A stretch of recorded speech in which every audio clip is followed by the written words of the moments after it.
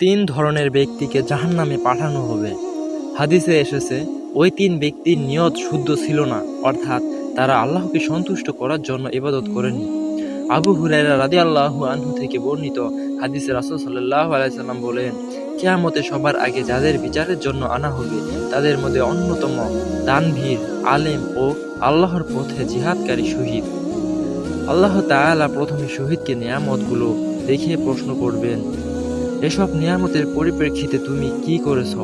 সে উত্তর দেবে, আমি আপনার পথে লড়াই করে শহীদ হয়েছি।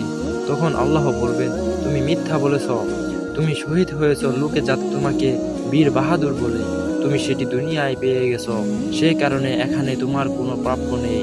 তখন তাকে জাহান্নামে নিক্ষেপ করা হবে। এরপর একজন দানবীরকে উপস্থিত করা হবে।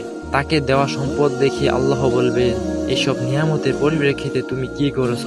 সে উত্তর দেবে, আমি আপনার সন্তুষ্টির উদ্দেশ্যে এই সম্পদগুলো আপনার পথে ব্যয় করেছি।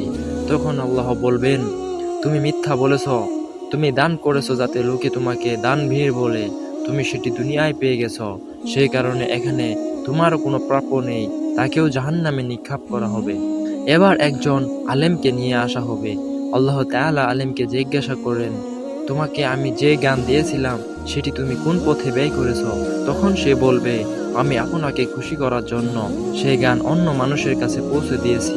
আল্লাহ বলবেন, তুমি মিথ্যা বলছ, তুমি এসব জ্ঞান অন্যদের কাছে পৌঁছে দিয়েছ যাতে লোকেরা তোমার প্রশংসা করে এবং তোমাকে প্রাধান্য দেয়, সেটি তুমি দুনিয়ায় পেয়ে গেছ, তাই এখানে তোমার কোনো প্রাপ্য নেই।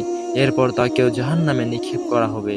তিরমিজি হাদিস 2382। আল্লাহ সবাইকে নিষ্ঠার সঙ্গে আমল করা তৌফিক দিন, আমিন।